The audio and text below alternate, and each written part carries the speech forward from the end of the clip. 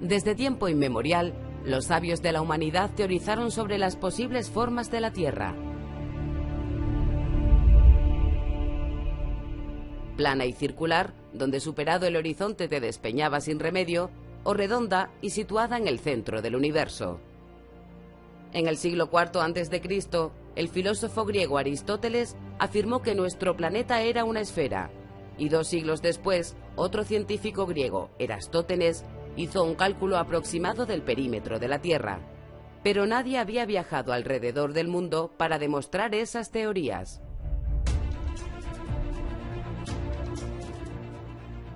Se creía que más allá de las Islas Canarias, un inmenso océano, un Atlántico plagado de peligros, separaba a Europa de Asia de manera insalvable.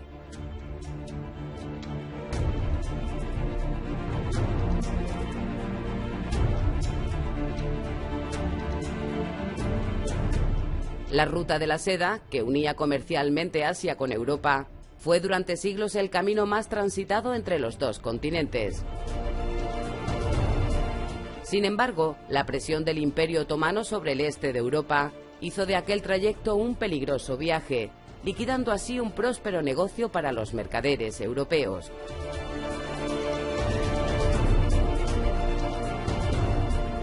Solo quedaba buscar una ruta marítima por el inhóspito y desconocido Atlántico.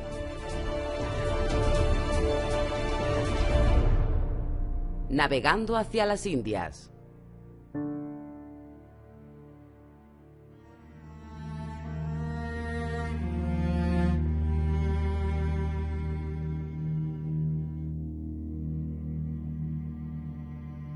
En el año 1453, el sultán turco Mehmed II tomó la ciudad de Constantinopla, acabando así con el milenario Imperio Romano de Oriente. Lo importante de esto es que se corta una ruta comercial que había nutrido de productos como la porcelana o la seda o las especias a Europa. Es decir, se corta la famosa ruta de la seda que conectaba el lejano Oriente con Europa. En la península ibérica, los reinos castellano y portugués estaban inmersos en la guerra de sucesión entre Isabel la Católica y Juana la Beltraneja. En el año 1479 se firma la paz con el Tratado de Alcácovas-Toledo. Este pacto puso fin a la guerra de sucesión castellana, pero también se acuerdan otros temas de carácter internacional. Portugal cede la plena conquista de Canarias para Castilla, también cede la ciudad de Ceuta, pero a cambio será Portugal la única que tiene la exclusividad de llegar hasta China, hasta la India, circunvalando África. En 1488, los portugueses alcanzaron el Cabo de Buena Esperanza. Solo era cuestión de tiempo la consolidación de una ruta por mar entre Portugal y Asia. Tal vez, tras este descubrimiento, el rey portugués renunció a financiar el proyecto de un cartógrafo genovés que propuso una ruta alternativa para alcanzar Asia: navegar hacia el oeste cruzando el Atlántico.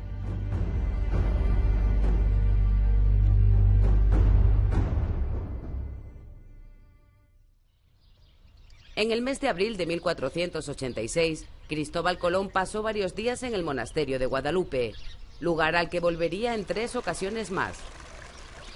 Iba camino de la corte castellana en busca del apoyo que no había recibido en Portugal.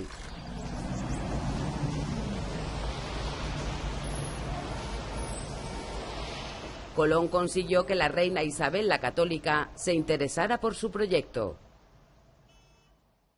El año de 1492 será un punto de inflexión en el devenir de los acontecimientos, y la historiografía actual lo considera el fin de la Edad Media y el comienzo de la Edad Moderna. Se produce la unificación religioso-cultural con la expulsión de los judíos. También se produce la publicación de la primera gramática castellana de Elio Antonio de Nebrija. Y también en 1492, el 2 de enero, se produce la conquista del último reino musulmán de la península, con la conquista de Granada. Los reyes católicos, libres de la empresa militar de reconquista y dispuestos a competir con la ruta que Portugal estaba explorando por el sur de África, aceptaron financiar la aventura oceánica de Cristóbal Colón. La noticia de tan fantástica aventura llegó pronto a tierras extremeñas.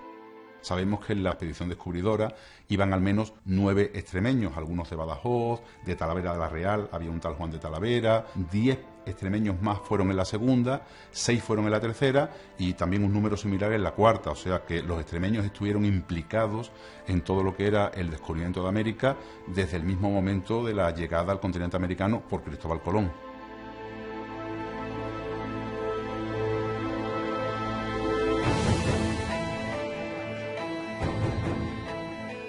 Esos extremeños formaron parte de la tripulación compuesta por 90 hombres.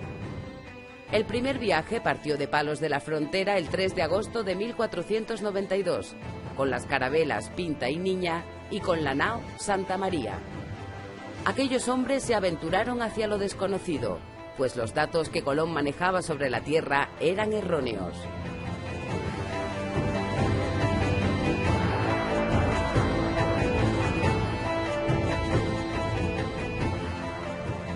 Cálculos de Colón pues fueran algo así como 10.000 kilómetros menos de los que realmente tiene la Tierra. Por eso cuando llegó a América fue, podemos decir, el mayor tropezón que se ha dado en la historia. Se encontró un continente con el que no se contaba.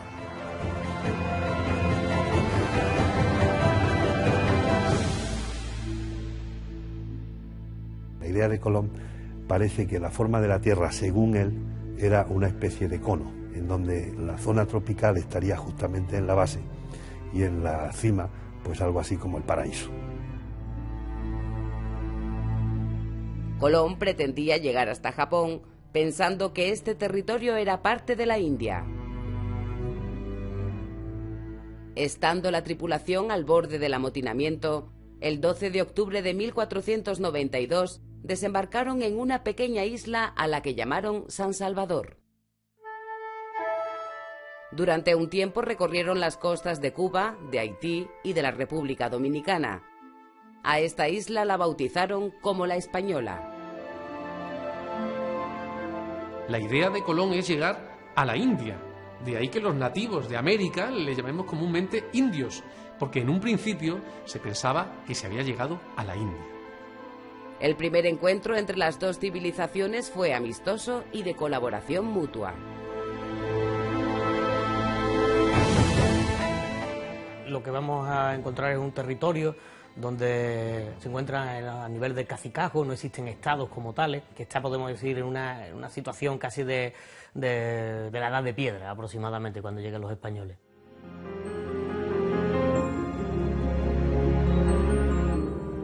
A principios de 1493, Cristóbal Colón decide regresar a Castilla.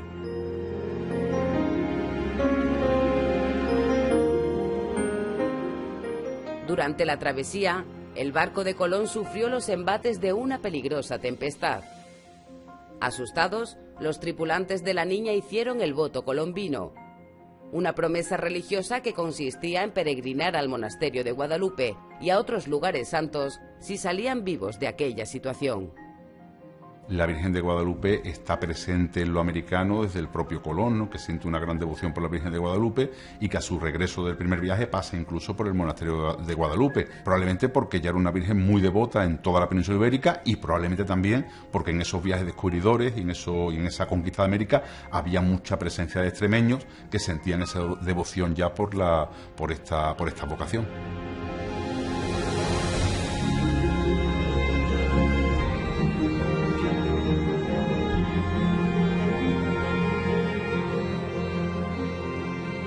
Además de pasar en 1493 a cumplir con su promesa y dar gracias a la Virgen por haber sobrevivido a la terrible tempestad, volvió una vez más en 1496, cuando regresaba de su segundo viaje a las Indias.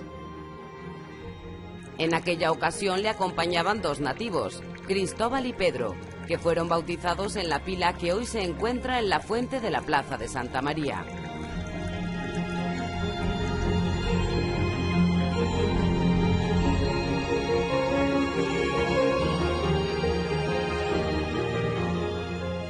Cuando los portugueses advierten que Colón ha llegado a unas tierras desconocidas, invocan el Tratado de Alcácobas Toledo, que les daba prioridad en la exploración al sur de la línea imaginaria con la que ambos reinos dividieron el Atlántico.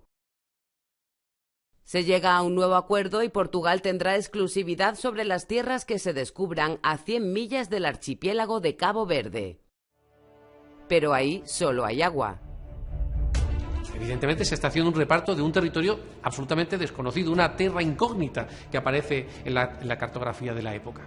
Por lo tanto, exige una revisión de ese documento y esa revisión se produce en 1494 en el llamado Tratado de Tordesillas. Lo único que se hace es que se amplía de 100 millas hasta 370 millas. Esa ampliación, hecha con total desconocimiento del territorio, permitiría que en un futuro Portugal disponga de una gran extensión geográfica a la que llamarán Brasil.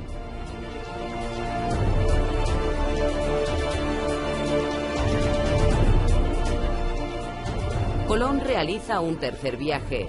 Sin embargo, los objetivos de hallar grandes riquezas o establecer una ruta comercial entre Asia y España se van desvaneciendo.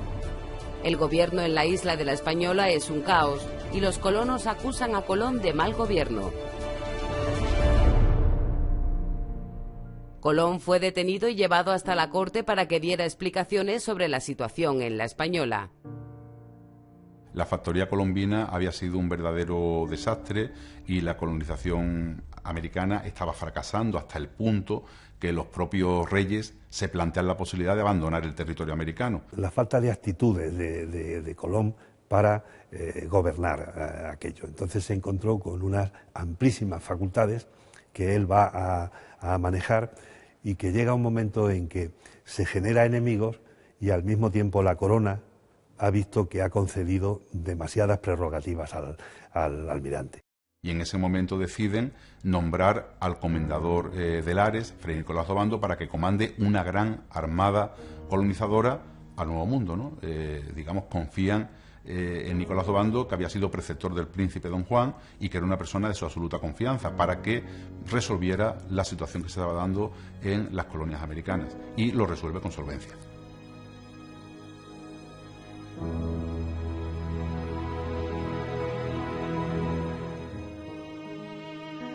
Nicolás de Obando era hijo del capitán Diego de Cáceres Fernández y Obando.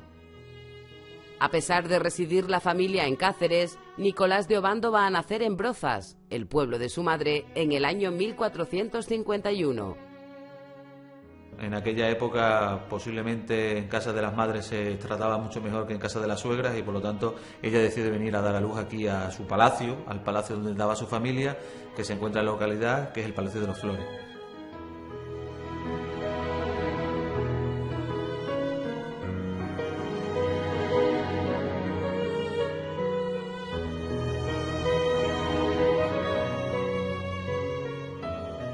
En la iglesia de Santa María la Mayor se conserva la pila donde fue bautizado Nicolás de Obando. Pero quizás lo más significativo es comprobar cómo el linaje Flores, la familia materna, ocupa un lugar destacado en la historia de Brozas. Una influencia que debió de ayudar a que su madre fuera nombrada camarera mayor de la reina Isabel. La fidelidad que muestra la familia Obando a los reyes y a la corona le va a convertir en el linaje fundamental de Cáceres y de gran parte de Extremadura desde finales del siglo XV y posiblemente durante todo el siglo XVI, lo que se demuestra en la cantidad de edificios notables, palacios, conventos, ermitas, iglesias, en los que interviene la familia Obando con posesiones de grandes territorios.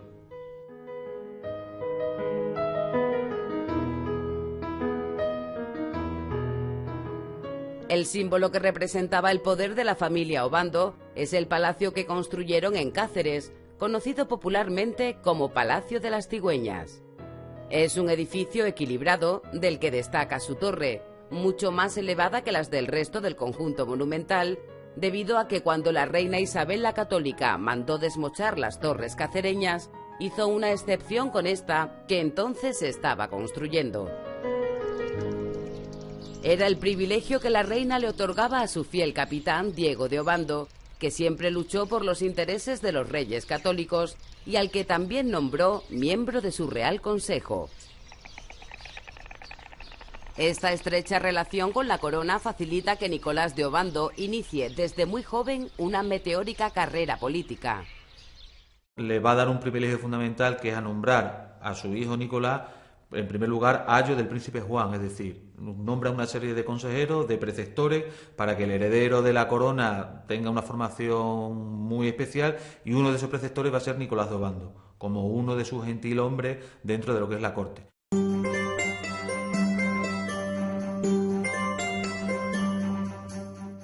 Obando también ingresó muy joven en la Orden de Alcántara y desde 1495 ostentaba el prestigioso cargo de comendador de Lares. El prestigio y los méritos que acarreaba el nombramiento de comendador de Lares se suponía que era como un escalón inicial de entrada a una dignidad mayor dentro de la orden, como era la de comendador mayor. Hay que tener en cuenta que Obando no es un caballero desde el punto de vista militar, sino mucho más bien desde el punto de vista religioso. Es decir, él toma los hábitos y por lo tanto se va a convertir en una persona muy austera. Un trágico acontecimiento en la familia real va a condicionar el futuro profesional de Nicolás de Obando.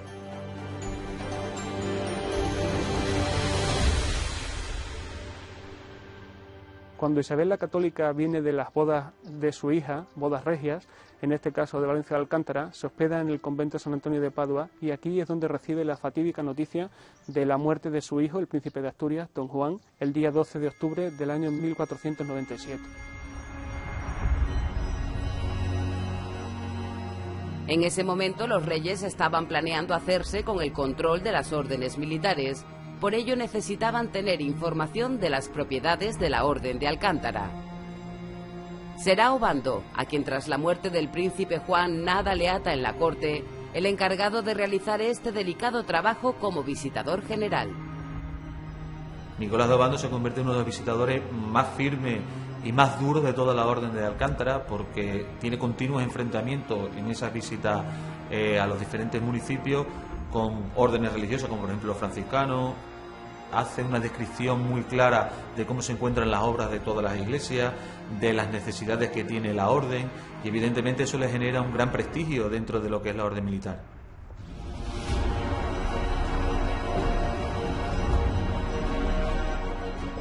Los monarcas lo consideran hombre de confianza, un líder que sabrá gestionar el desorden que reina en la Española.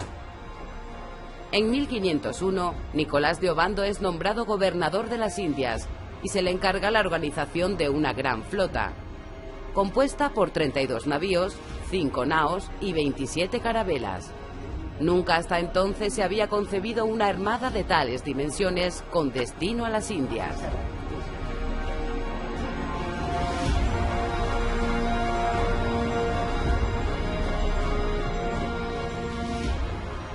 Es la primera gran empresa colonizadora. Van 1.200 pasajeros y se trasplanta un trocito de España a América, porque van de todo tipo de profesionales, van labradores, van nobles, van hidalgos, van eclesiásticos.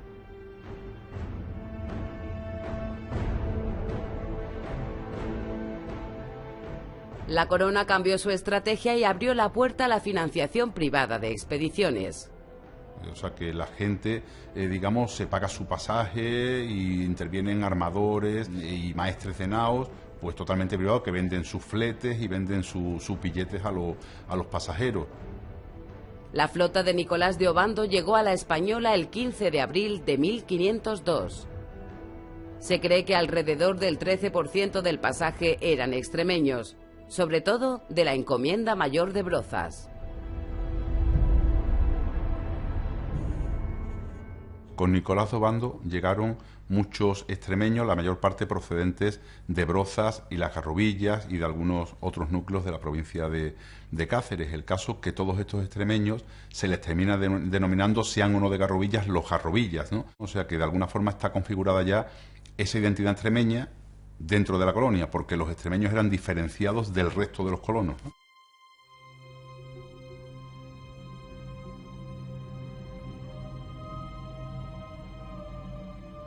Los Garrobillas llevaron consigo sus costumbres y tradiciones populares y trasladaron con ellos la devoción a la Virgen de Altagracia, patrona de Garrobillas de Alconétar. En la actualidad da nombre a una de las provincias de la República Dominicana y el 21 de enero es fiesta nacional en honor a la Virgen de Altagracia.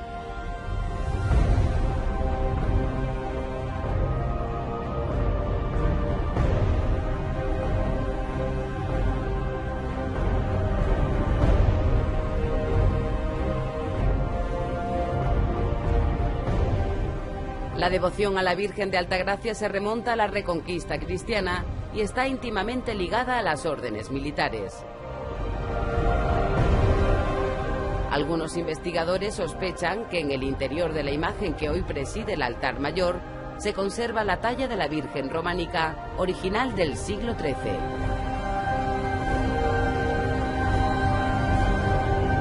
La llegada de Nicolás de Obando a la isla española supone la edificación del Hospital de San Nicolás en Santo Domingo. Se le hace una capilla cuya primera vocación es la de Virgen de Altagracia y por eso pensamos que esta sería la célula original de la que parte el culto de Altagracia en América.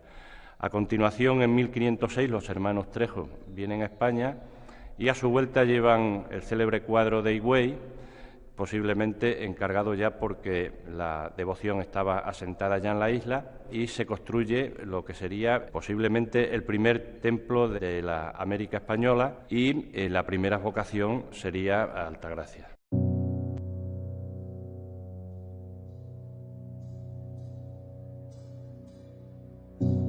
En los años siguientes, más de 40 vecinos de Garrovillas de Alconétar se embarcaron en la aventura indiana. Hay un colectivo de personas que se denominan los Garrovillas, que son personas muy afines a Nicolás de Obando y que él les promociona y que se ayudan entre ellos. En unos casos se les ve positivamente como personas que son capaces de lograr todo lo que se proponen y en otros se les considera negativamente, siendo un modelo como de mafia o de influencias. La fortaleza de Ozama fue la primera construcción que mandó levantar Nicolás de Obando en la Española. El nuevo gobernador hizo un trabajo excepcional para que aquella aventura colonial no fracasara. Fray Bartolomé de las Casas, que había llegado con la flota de Obando, describía así al extremeño en su Historia de las Indias. Era mediano de cuerpo y la barba muy rubia. Tenía grande autoridad, amigo de justicia. Este caballero era varón prudentísimo y digno de gobernar mucha gente, pero no indios, porque con su gobernación inestimables daños les hizo. El comendador extremeño dirigió campañas militares para doblegar a los indios que se habían rebelado contra los abusos de los españoles. Anacaona, líder de los nativos, cayó en una trampa organizada por Obando, que ordenó su ejecución en el año 1503. El gobernador cambió su política hacia los nativos cuando supo de la voluntad de la reina. Isabel dejó en su testamento, documento que se custodió en el Real Monasterio de Guadalupe hasta el siglo XVII, la prohibición de esclavizar a los nativos. ¿Por qué se protege al indígena? Primero, porque es un súbdito de la corona castellana, pero además por un elemento importante, y es que se le otorga alma. Y al otorgársele alma es un ser humano susceptible de ser evangelizado. En 1505 deja de repartir indios y empieza a repartir indios en régimen de encomienda, porque él conocía perfectamente la institución, porque era encomendero mayor de la Orden de Alcántara y él conocía perfectamente la encomienda aquí en Extremadura. Y entonces introduce la institución en América. En esa labor organizadora tuvieron gran protagonismo los frailes franciscanos del convento de San Antonio de Padua, con los que Nicolás de Obando mantuvo una relación epistolar.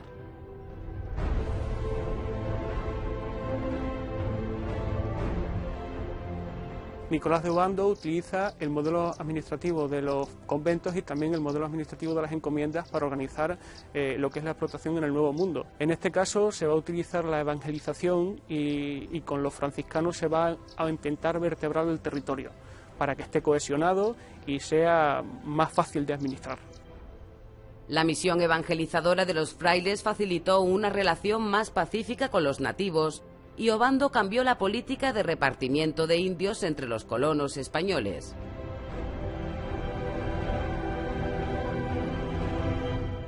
La diferencia entre un repartimiento y una encomienda en régimen de repartimiento estaba clara. El repartimiento era un simple reparto de indios sin ningún contenido jurídico. En cambio, la encomienda significaba un reparto de indios a cambio de una contraprestación. Se suponía que el español recibía unos indios y a cambio el indio recibía una educación en valores cristianos y unas atenciones.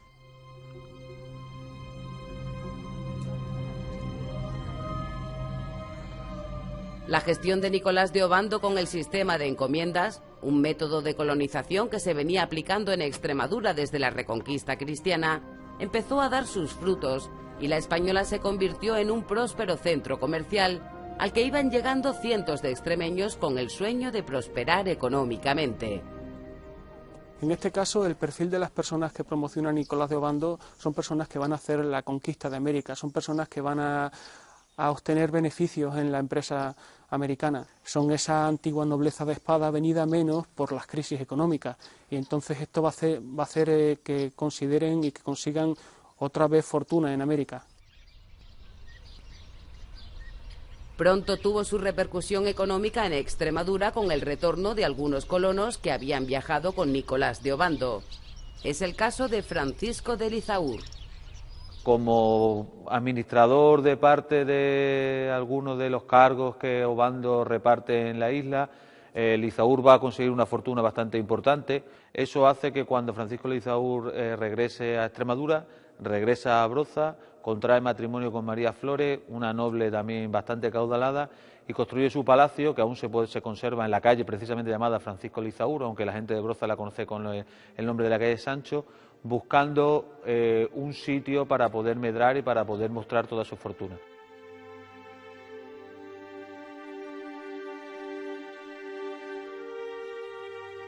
Otro testimonio del poder económico y social que alcanza Francisco de Lizaúr es la tumba que mandó construir en el interior de la iglesia parroquial de Brozas. El sepulcro se diseñó para albergar los cuerpos del matrimonio y alcanzar así, juntos, la vida eterna. Posiblemente lo más curioso de esta historia es que de la unión del apellido Flores y del apellido Lizaúr va a surgir el apellido Flores de Lizaúr, un linaje que se va a extender por Brozas hasta nuestros días, porque aún hoy hay varios miembros de una familia que se apellidan precisamente Flores de Lizaúr, por lo tanto podemos asegurar que es un apellido netamente broceño o brocense.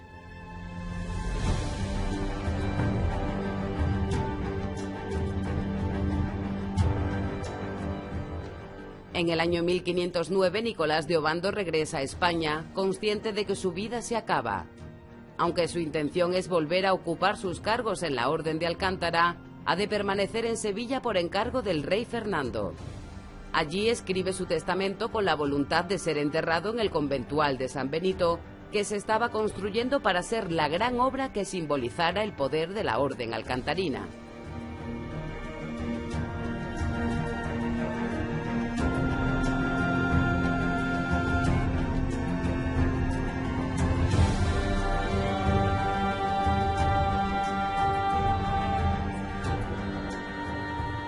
Obando también hizo fortuna, con la que financió su sepulcro en uno de los laterales de la iglesia del conventual. Cuando le alcanza la muerte, el 29 de mayo de 1511, las obras del sepulcro y las del conventual no han concluido, así que se decide que su cuerpo descanse temporalmente en la iglesia de Santa María de Almocóvar, que en aquel momento era el centro religioso de la Orden de Alcántara.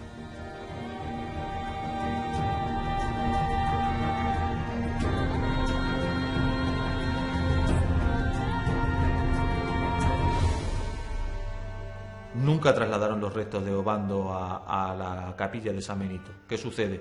Que en el siglo XX, a mediados del siglo XX, el conde de Canillero hace una visita a Santa María de Almocóvar buscando los restos de Obando, encuentra una tumba en la que supuestamente están esos restos y los señala.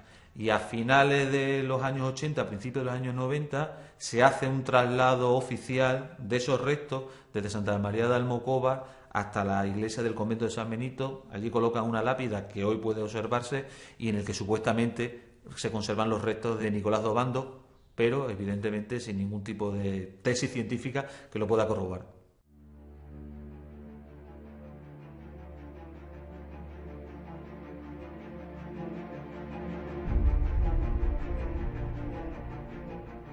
La ceremonia de traslado de los huesos de Obando de Santa María de Almocóvar a San Benito de Alcántara está muy relacionado con la revitalización que de las órdenes militares hace don Juan de Borbón, el conde de Barcelona, padre del rey Juan Carlos, que visita precisamente el conventual de San Benito de Alcántara y se hace toda una ceremonia relacionada con la traída de los huesos de Obando, precisamente para, por decirlo de algún modo, poner en valor la figura de Obando como gobernador de la isla española y sobre todo como uno de los personajes más importantes que ha tenido la Orden de Alcántara a lo largo de su historia.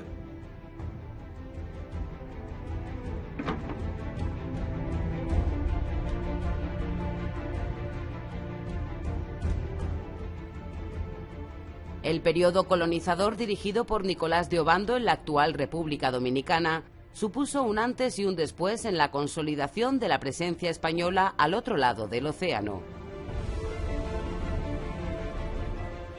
Atrás quedaba la fracasada factoría iniciada por Colón, comenzando con Obando una nueva etapa que sentaba las bases para la futura conquista del inmenso continente que estaba por descubrir.